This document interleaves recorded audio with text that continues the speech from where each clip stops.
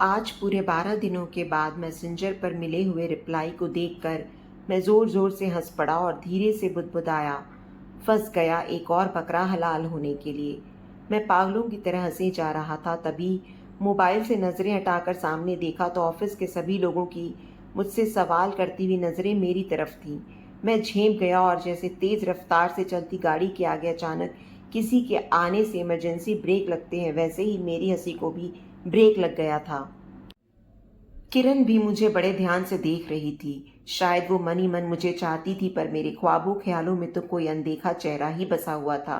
मेरी नज़र में वो मेरी बहुत अच्छी दोस्त थी, बस सिर्फ दोस्त। मेरी हंसी को देखकर उसका गुलाब सा चेहरा मुरझा सा गया था, जैसे अपने प्यार को किसी और के साथ देखकर सीने में जलन सी होती है, ठीक वैसे ही। लगभग चिढ़ते हुए मुंह पर बनावटी हंसी लाकर बिल्कुल मेरे पास आकर फुसफुसा कर वो बोली, क्यों, कोई मिल गई है क्या मुझसे भी अच्छी? मैंने उसके गाल पर धीरे से चपत लगाते हुए जवाब दिया, मिल नहीं गई है, मिल गया है पगली। किरण ने ऐसे मुंह बनाया जैसे कह रही हो मैं कुछ समझी नहीं। मैंने मुस्कुराते हुए शाहरुख खान के अंदाज में कहा, तुम नहीं समझोगी कि किरण, और हंसते हुए अपनी फाइल उठाकर बॉस के केबिन की ओर बढ़ गया। मुझे अब फेसबुक पर लड़की वाली आईडी बनाकर लड़कों को उल्लू बनाने में बहुत मज़ा आने लगा था। सुबह का घटनाक्रम भी इसी बात से जुड़ा हुआ था। दरअसल एक स्मार्ट से लड़के आर्यन की आईडी पर मैंने आलिया नाम की अपनी फर्जी आईडी से फ्रेंड रिक्वेस्ट भेजी थी, और आज उसने रिक्वेस्ट एक्सेप्ट भी कर ली थी और साथ ही मैसेंजर पर मैसेज किया था कि हेलो फ्रेंड। मैंने भी लड़कियों जैसा ही नखरे दिखाते हुए 4 दिन बाद एक स्माइली चिपका दी। तब तक उसके गुड मॉर्निंग गुड नाइट के मैसेज देखकर मैं रोज हंसता, मगर रिप्लाई नहीं करता था। मुझे पता था ये लड़का भी पहले ऐसे ही हेलो फ्रेंड बोलेगा, फिर हेलो डियर, फिर हेलो माय स्वीट हार्ट बोलेगा, और फिर लव वाली शायरी, ढेर सारे फूल और ना जाने क्या क्या। फिर कभी रात की तन्हाई में बात करते हुए मुझे मुझे किस करने की इच्छा जताएगा, और फिर एक दिन अपनी औकात पर आ ही जाएगा और मुझे किसी होटल में अकेले मिलने बुलाएगा। बस यही वो पल होगा जब मैं उसे सच से रूबरू कराऊंगा, और जब उसका दिल जमीन पर गिरकर टूटकर बिखरे हुए आईने की तरह बेबस सा पड़ा होगा, मैं जोर जोर से हंसूंगा। मेरी और आर्यन की चैटिंग लगभग रोज ही होने लगी थी, पर उस बंदे में कुछ तो था, फिसलने का नाम ही नहीं ले रहा था। मैं चाहता तो उसे ब्लॉक भी कर सकता था, पर अब वो मेरे लिए एक चैलेंज की तरह था। एक दिन किरण की बर्थडे पार्टी में मुझे एक ख्याल सूझा। मैंने आर्यन के चैटिंग बॉक्स में लिखा, आर्यन, हमें चैटिंग करते हुए बहुत दिन हो गए हैं। आज मैं तुम्हारी आवाज़ सुनना चाहती हूँ। मेरे पर्सनल नंबर के लिए तो तुम्हें अभी और इंतज़ार करना पड़ेगा, पर तुम मुझे मैसेंजर पर वॉइस कॉल कर सकते हो। अभी मैं मेरी एक फ्रेंड की बर्थडे पार्टी में आई हूँ, फिर घर पहुँचकर बात नहीं हो पाएगी, क्योंकि तुम्हें तो पता ही है कि मैं एक कंजर्वेटिव फैमिली से बिलोंग करती हूँ और कॉलेज में भी मुझे मोबाइल ले जाने की इजाज़त नहीं है। ऑनलाइन होते हुए भी उसका कोई रिप्लाई नहीं आया और अचानक वो ऑफलाइन हो गया। मैं सोच में पड़ गया, आज के समय में ऐसे भी लड़के होते हैं क्या? लड़की ऑफर दे रही है और ये अजीब है। बर्थडे पार्टी में केक कटने के बाद सभी करने लगे, पर मुझे भूख नहीं लग रही थी। मैं ना जाने क्यों बार बार मैसेज बॉक्स खोलकर बेचैनी से दिमाग में कई सवाल लिए हुए आर्यन के मैसेज का इंतजार कर रहा था। इतनी बेचैनी तो लड़कियों में ही होती है, मैंने मन ही मन बड़बड़ाया। नहीं, मैं तो लड़का ही हूँ, मेरा नाम डॉक्यूमेंट में भी रोहित ही लिखा हुआ है। पर मुझे आर्यन से इतना लगाव सा क्यों लग रहा है? उससे चैटिंग करने का मन क्यों करता है? अब उसके मैसेज देखकर जोर जोर से हंसता क्यों नहीं हूँ? क्या मुझे लड़के पसंद हैं? छी, ये नहीं हो सकता। मुझे आज खुद पर शक होने लगा था। मैं लड़का ही हूँ, मैं लड़का ही हूँ। ख्यालों में खोए हुए कब मेरी आवाज़ मेहमानों का हालचाल लेती हुई बर्थडे गर्ल किरण के कानों में पहुंच गई, मुझे पता ही नहीं चला। हाँ, तुम लड़के ही हो, मुझे पूरा विश्वास है, किरण ने हंसते हुए कहा और प्लेट से उठाकर केक का एक बड़ा सा टुकड़ा लगभग मेरे मुंह में ठूंस ही दिया। मैंने भी खुद को संभालते हुए केक उठाकर उसके पूरे मुंह पर मल दिया। सब लोग हमें देखकर ठहाके लगाकर हंस पड़े, और हम दोनों भी। पार्टी का लगभग दी एंड हो चुका था, पर डीजे पर अभी भी पार्टी अभी बाकी है की धुन बज रही थी, और किरण के रूम पर बस किरण को मिलाकर हम 5 सबसे अच्छे दोस्त ही रुके हुए थे। किरण हम सभी को खींचते हुए डांस फ्लोर पर ले गई और फिर शुरू हो गया था बादशाह के गानों पर मस्ती डांस। मैंने एहतियातन अपना मोबाइल जेब से निकालकर कुछ दूर रख दिया था। डांस करते हुए अचानक मोबाइल की स्क्रीन चमक उठी। मैंने दौड़कर मोबाइल को हाथों में उठा लिया। अरे ये तो आर्यन की वॉइस कॉल है। मैंने नाचती हुई किरण का हाथ पकड़ा और उसे डांस फ्लोर से दूर ले गया। किरण यार प्लीज़, तू मेरी सबसे अच्छी दोस्त है ना। मेरा एक काम कर दे, प्लीज़ कर देना। बस सबसे अच्छी दोस्त? किरण ने मेरी आंखों में आंखें डालते हुए पूछा। उसके इस तरह से देखने से मुझे अंदर तक एक अनजाने डर से कपा दिया था, पर मैंने खुद को संभालते हुए कहा, हाँ अभी तो बस सबसे अच्छी दोस्त पगली। इधर किरण को मनाने में मुझे वक्त लग रहा था, उधर आर्यन की कॉल छठवीं बार रिंग कर रही थी। आखिर किरण मान ही गई। मैंने उसे सब कुछ बता दिया था। अब वो बन गई थी आलिया। मैंने कॉल उठाई और स्पीकर ऑन कर दिया। आलिया बनी हुई किरण ने फुसफुसा कर कहा, हेलो।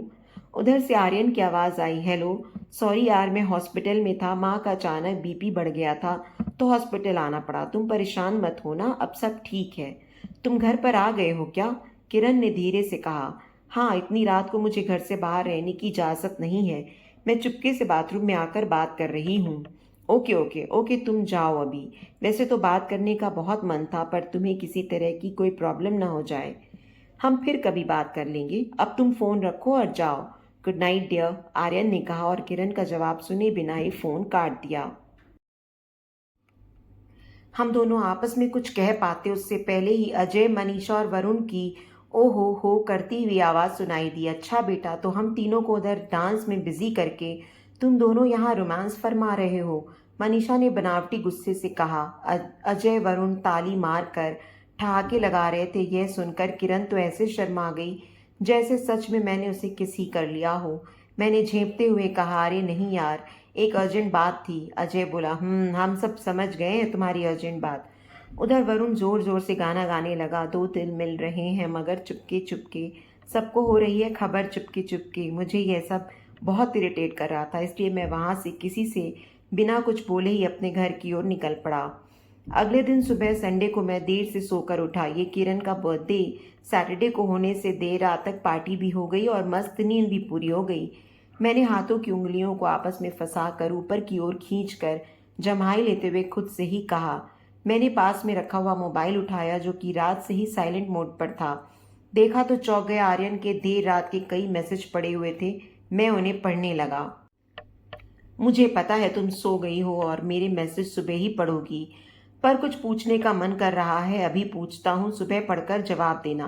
मैं आगे के मैसेज और उत्सुकता से पढ़ने लगा। जब तुम्हारी हेलो पहली बार सुनी तो ना जाने क्यों मुझे ये लगा ही नहीं कि ये तुम हो, क्योंकि तुम्हारे लिखने के अंदाज में जो तुम्हारी मासूमियत नज़र आती है वो तुम्हारे द्वारा बोले गए शब्दों में नहीं आ रही थी। क्या सच में वो तुम ही थी? ये सुनकर हो सकता है तुम्हें बुरा लगे, पर प्लीज़ तुम नाराज़ मत होना। मैं एकदम से चौंक गया था। वास्तव में मैंने उससे बात ही नहीं की थी। वो तो किरण थी, और आखिर रोहित आर्यन से बात करता भी तो कैसे? पर ये जान कैसे गया? मैंने कौतूहलवश आगे पढ़ना शुरू किया। मेरे मन में जो आता है उसे दिल में नहीं रखता, बोल देता हूँ। हम अच्छे दोस्त हैं, इसलिए एक दूसरे को समझते भी हैं। तुम बहुत प्यारी लड़की हो। मैं तुम्हारा कुछ भी ऐसा वैसा कहकर दिल नहीं दुखाना चाहता। हो सकता है मैं ही गलत हूँ, पर तुमसे कहकर अब हल्कापन महसूस हो रहा है। Okay, good night dear. Sour dream. Sour dream मतलब खट्टे सपने? कमाल का बंदा है। लोग स्वीट ड्रीम कहते हैं और ये सो ड्रीम। मैंने बड़बड़ाते हुए कहा। वैसे लिखना तो मैं भी चाह रहा था कि तुम जब लिखते हो तो बिल्कुल लड़कियों की तरह शब्द होते हैं तुम्हारे, पर जब कल आवाज़ सुनी तो तब जाना कि तुम सख्त लौंडे हो। मन ही मन यह सोचकर मैं खुलकर हंस पड़ा। मैंने बस रिप्लाई में इतना लिखा कि गुड मॉर्निंग, आज संडे है तो अब कल बात होगी। अगले दिन उसका कोई मैसेज नहीं आया। फिर एक दिन और गुजर गया, कोई खबर नहीं। ऐसे एक एक दिन गुजरते गए, पर उधर से कोई रिप्लाई ही नहीं आया और वो कभी भी ऑनलाइन भी नज़र नहीं आया। हालांकि मैंने उसे रोज़ मैसेज किए, पर नो रिप्लाई। कहीं ऐसा तो नहीं कि उसे मेरी सच्चाई का पता चल गया हो कि मैं जो रोज़ उससे आलिया नाम से बातें करता हूँ एक लड़का हूँ। 16वें दिन मैंने सुबह की चाय पीते हुए खुद से बड़बड़ाते हुए कहा, तुम हमेशा नेगेटिव ही सोचते हो यार, कभी तो पॉजिटिव भी सोच लिया करो। मैंने सामने लगे आईने में खुद को देखते हुए अपने ही सर पर चपत लगाते हुए कहा और मुस्कुरा दिया। कहीं उसकी तबीयत तो खराब नहीं है? नहीं, ये हो सकता है कि उसकी माँ की तबीयत खराब हो गई हो। उसने बताया था। अभी कॉल करता हूँ उसे, बिल्कुल तय करते हुए मैंने मैसेंजर की वॉइस कॉल वाली कॉन्टैक्ट लिस्ट से उसका नाम जैसे ही निकाला, अरे तुम पागल तो नहीं हो गए? तुम आलिया नहीं हो, रोहित हो, मैंने डांटते हुए खुद से कहा। छोड़ो भी, जब उसे फिक्र ही नहीं है तो मैं क्यों सोचूं उसके बारे में। अरे फिर से मैं गर्लफ्रेंड की तरह सोच रहा हूँ। क्या हो गया है मुझे? लड़कों को पागल बनाते बनाते कहीं मैं ही तो पागल नहीं हो गया। मैंने मन ही मन सोचा और चल दिया अपना फेवरेट गेम बिलियर्ड्स खेलने, जिससे माइंड थोड़ा रिलैक्स हो सके। 21वें दिन आर्यन का रिप्लाई आया, सॉरी यार, तुम्हारे ढेर सारे मैसेज आज पढ़ सका हूँ। मैं इंडिया में नहीं था, माँ के ट्रीटमेंट के लिए अचानक अमेरिका जाना पड़ा था। अब सब ठीक है, तुम प्लीज गुस्सा मत होना। कोइंसिडेंटली मैं भी ऑनलाइन था। मैंने बस इतना लिखा, इट्स ओके। इट्स ओके बस। रोज मुझे मैसेज तो ऐसे कर रहे थे जैसे प्यार हो गया हो तुम्हें मुझसे। ऐसा लिखते हुए आर्यन ने ढेर सारी हंसती हुई आंखों में खुशी के आंसू वाली टेढ़ी स्माइली भेज दी। रिप्लाई में स्माइली तो मैंने भी भेजी, मगर सच कहूँ तो शॉक्ड हो गया था मैं। मैंने आर्यन को लिखा, क्या तुम्हें मुझसे प्यार है? पता नहीं, पर तुमसे बातें करना अच्छा लगता है। आर्यन का रिप्लाई आया और साथ ही उसने मुझसे पूछ लिया, और तुम्हें? उसके उन दो शब्दों ने मुझे अंदर तक झकझोर दिया था। इसी पल का तो इंतज़ार रहता था ना मुझे, कि कब वो प्यार व्यार की बातें करे और कब मैं उसे जलील करूं। पर आज उसे सच बताने की हिम्मत क्यों नहीं जुटा पा रहा हूं मैं। इसी कश्मकश में उलझे हुए मैंने उसे लिख दिया, मुझे भी पता नहीं। लगभग 2 मिनट बाद आए हुए उसके रिप्लाई ने मेरे पैरों के नीचे से मानो जमीन ही हटा ली थी।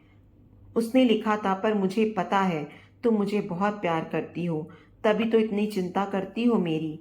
पर आज मैं तुमसे कुछ कहना चाहती हूँ कि मैं तुम्हारा बहुत अच्छा दोस्त तो बन सकता हूँ, पर जीवन साथी नहीं, क्योंकि मेरी जिंदगी का एक बहुत बड़ा रहस्य है जो मैं तुम्हें नहीं बता सकता। मैं कभी तुम्हारा नहीं हो पाऊंगा, पता नहीं क्यों। मुझे भी तुमसे बात करके कुछ अलग वाली फीलिंग होती है। मैंने भी तुम्हें पूरे 21 दिन 11 घंटे 24 मिनट 48 सेकंड तक याद किया है, और अब बात करते हुए पूरे 22 दिन 36 सेकंड्स हो गए हैं। यह पढ़कर मैं आश्चर्यचकित रह गया। समय का इतना सटीक कैलकुलेशन तो बस कोई सच्चा प्यार करने वाला ही कर सकता है।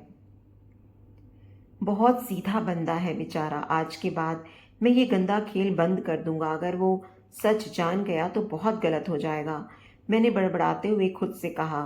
मैं ना जाने क्यों उसे उदास नहीं होने देना चाहता था। उसके मैसेज को मैंने 3-4 बार पढ़ा। उसके लिखे गए एक वाक्य, कहना चाहती हूँ, पर रिप्लाई देते हुए लिखा, चाहती हूँ नहीं चाहता हूँ मिस्टर आर्यन अग्रवाल, आपसे लिखने में मिसप्रिंट बहुत हो जाता है। बड़ी सभ्यता से मैंने उसे लिखा और उसे जितनी बड़ी हंसी वाली स्माइली भेजी, उससे कहीं ज़्यादा ज़ोर से मैं हंस पड़ा। ओके, गुड नाइट डियर, अपना ख्याल रखना। ये मेरा आखिरी मैसेज था। मैंने मन ही मन में तय कर लिया था कि अब मैं उसे कभी मैसेज नहीं करूँगा, उससे दूर हो जाऊँगा, पर मन नहीं माना तो खुद से सवाल किया मैंने, और जवाब में डिटरमिन होते हुए अनमने मन से अपनी फेसबुक आईडी को ही डिलीट कर दिया। न रहेगा बांस न बजेगी बांसुरी। अगली सुबह और उसके बाद का हर दिन पिछले दिनों की तुलना में बिल्कुल नया था।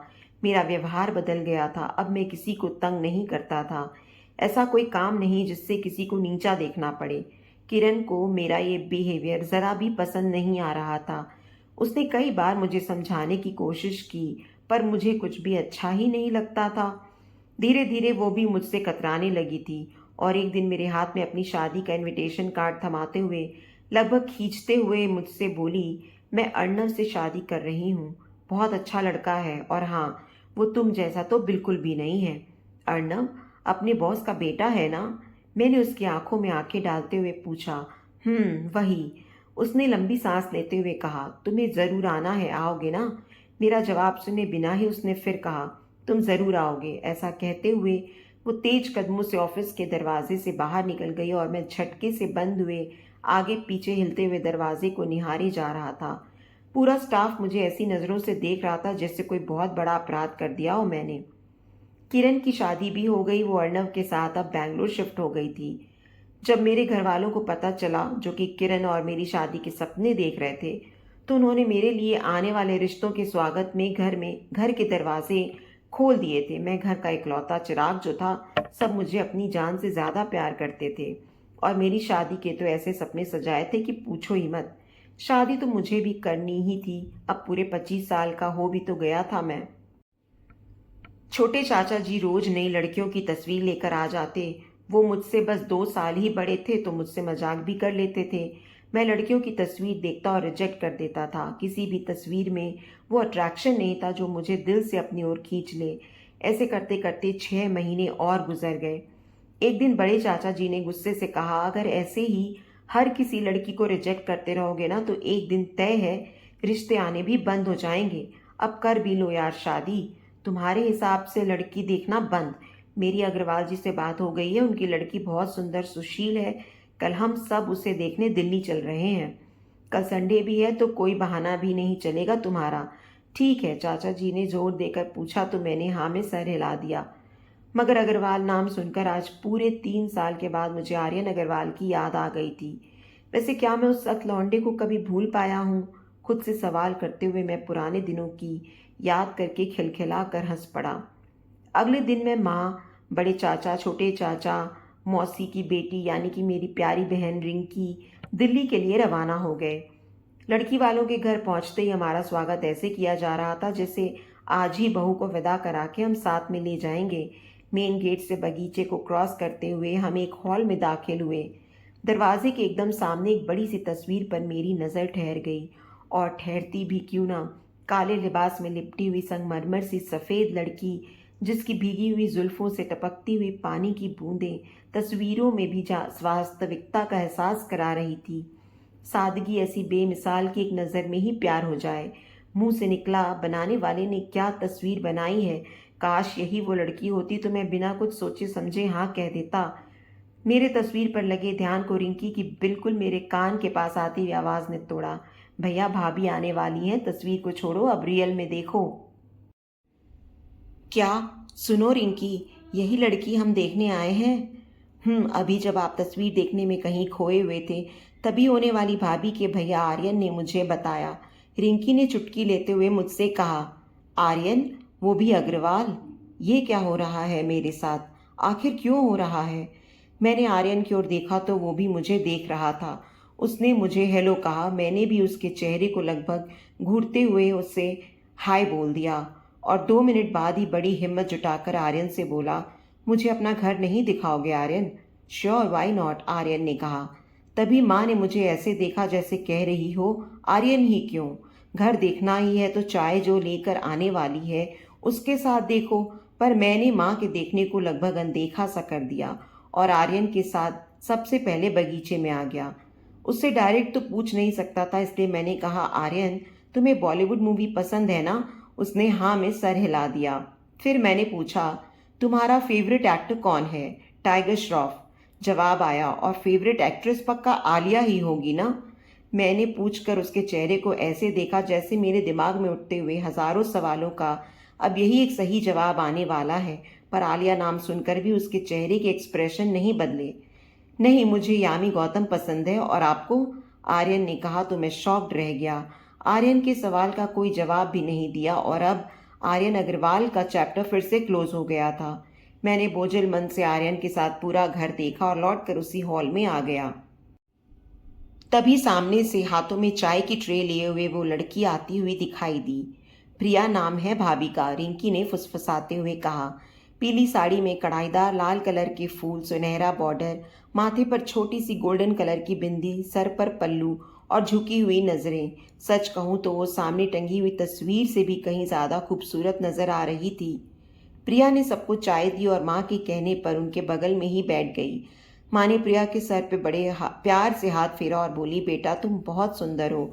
मेरा रोहित भी बिल्कुल हीरो जैसा ही लगता है ना? वो मुस्करा दी। उसके चेहरे का रंग हल्का गुलाबी हो गया था। शायद ये शर्म का रंग था।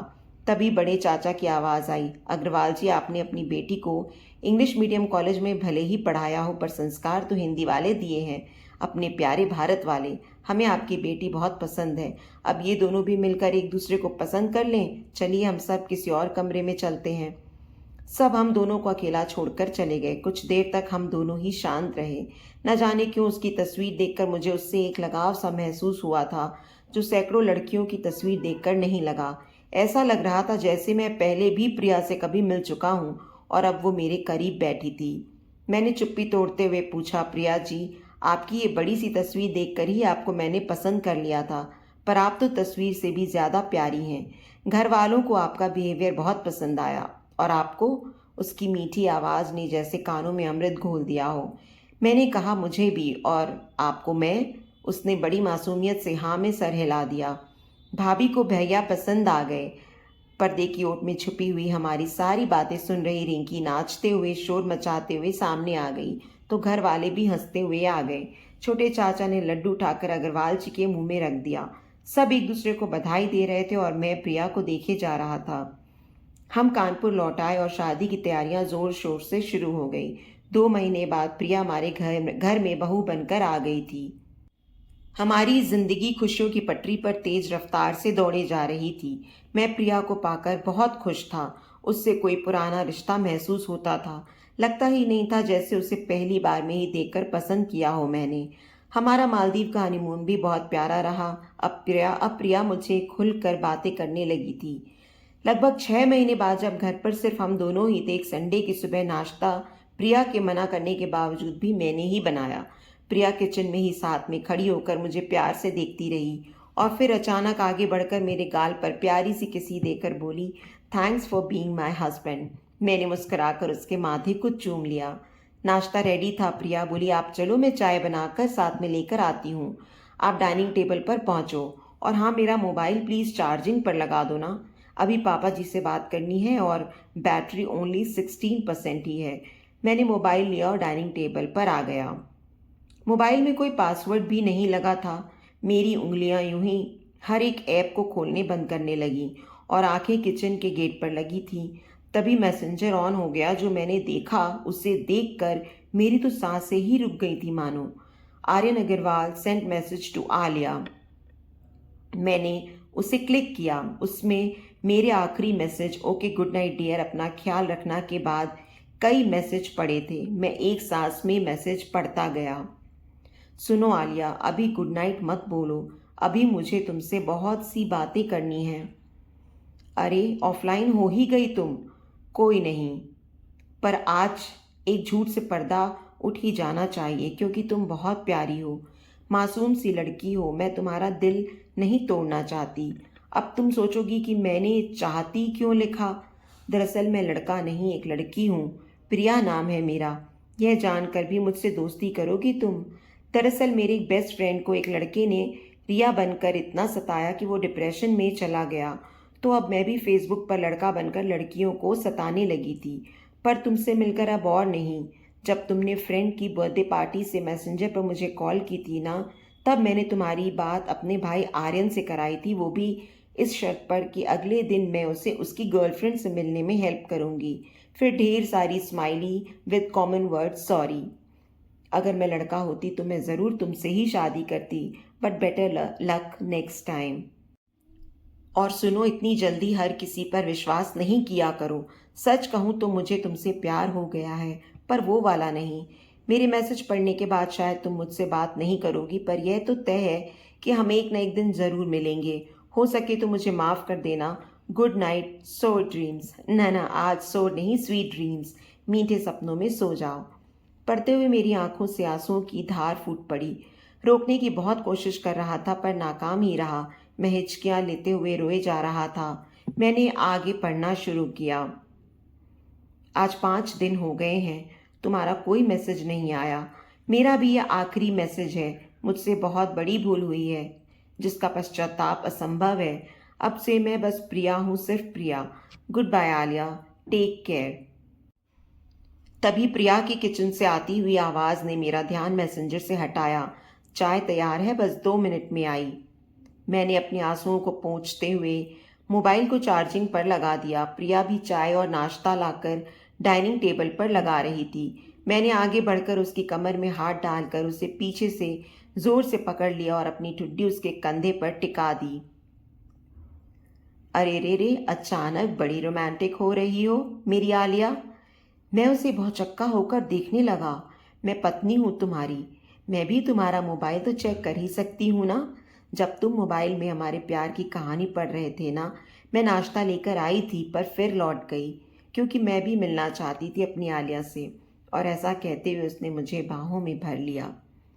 मैं भी उसके सीने में किसी लड़की सा सिमट गया क्योंकि आज सच में आलिया आ गई थी आर्यन की बाहों में। दोनों के कंधे आंसुओं से भीग चुके थे, मगर ये आंसू खुशी के थे। तो दोस्तों, उम्मीद करती हूँ आपको हमारी कहानी पसंद आई होगी। कहानी पसंद आई है तो वीडियो को लाइक करें, चैनल पर नए हैं तो चैनल को सब्सक्राइब करें और हाँ, नोटिफिकेशन बेल को ज़रूर दबाएं ताकि अगली अपडेट सबसे पहले आपको मिले।